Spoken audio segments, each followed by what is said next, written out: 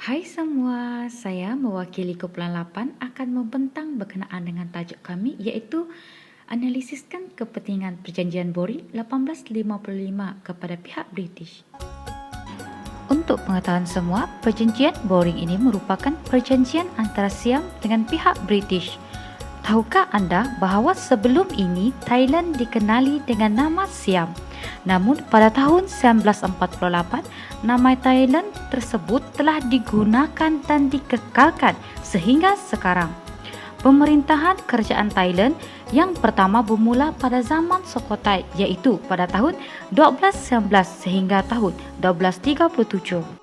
Sebelum kita mengupas lebih lanjut berkenaan dengan tajuk ini, saya hendak menerangkan kepada anda berkenaan dengan Perjanjian Boring 1855.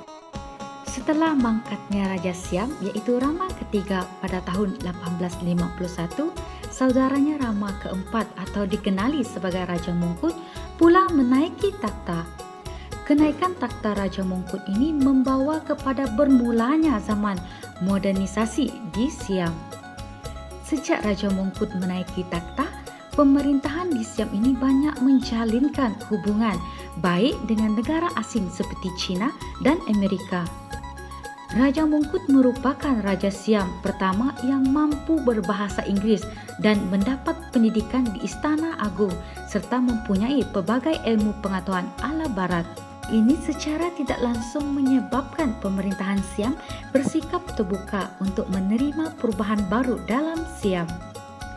Pihak British di Siam pada masa yang sama telah melakukan pelbagai usaha untuk mendapatkan hak dagang dan meluaskan daerah pemasaran mereka di negara tersebut. Usaha ini telah pun bermula sejak tahun 1822 iaitu pada pemerintahan Rama pertama oleh John Crawford. Sehinggalah Mac 1855, John Boring berjaya meyakinkan Rama keempat untuk menandatangani sebuah perjanjian dagang. Walaupun Raja Mongkut pemerintahan yang berfikiran terbuka terhadap barat, namun pemerintahan Siam ini dapat melihat bahawa isi perjanjian tersebut merugikan pihak Siam, tetapi menyadari akan perluasan kuasa British dan tekanan ketenteraan British yang telah dialami oleh China dan negara-negara di Asia Tenggara seperti Burma pada tahun abad ke-19, Raja Mongkut bersetuju untuk menandangi perjanjian dagang tersebut. Oleh itu, pada 18 April 1855, sebuah perjanjian dagang telah ditandatangani oleh Raja Mongkut dengan perwakilan British iaitu John Boring, dan perjanjian tersebut dikenali sebagai Perjanjian Boring. Antara beberapa syarat yang terdapat dalam Perjanjian Boring ialah penghapusan sistem monopoli raja dalam perdagangan. Harga barang tidak ditentukan oleh pihak kerajaan tetapi pedagang itu sendiri. Pedagang British bebas melakukan jual beli secara langsung tanpa campur tangan pihak ketiga iaitu kerajaan. Import candu dibebaskan dari cukai hanya jika dijual pada ejen rasmi.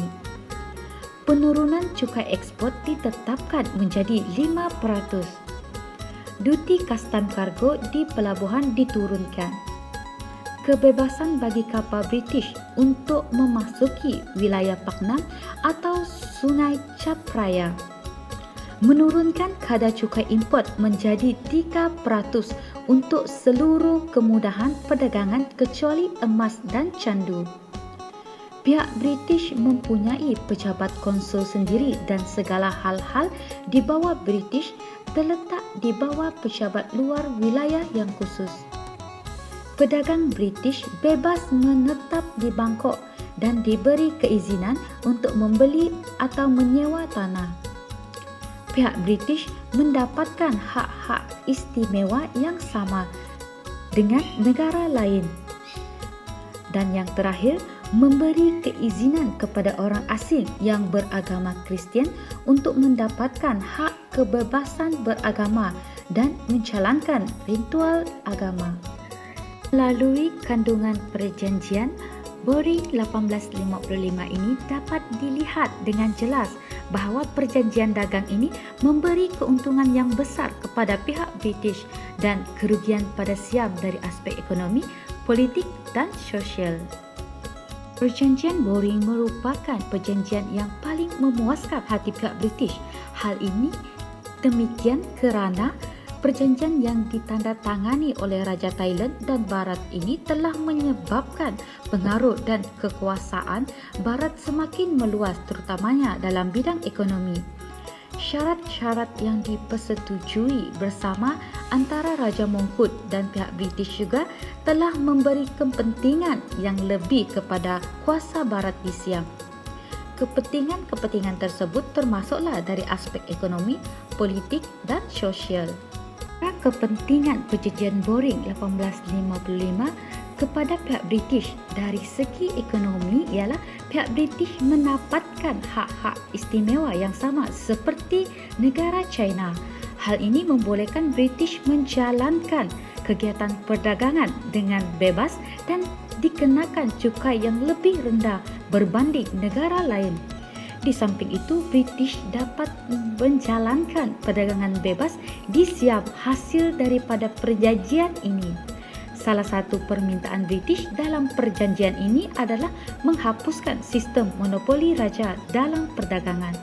Sehubungan dengan penghapusan sistem monopoli raja, British juga meminta hak untuk campur tangan dalam penetapan cukai. Dalam hal ini, British meminta Siam untuk menurunkan cukai import menjadi 3% untuk semua komoditi perdagangan kecuali emas dan candu. Selanjutnya, perjanjian ini juga memberi kesempatan kepada pedagang-pedagang British untuk menguasai aktiviti perdagangan di Siam semakin luas.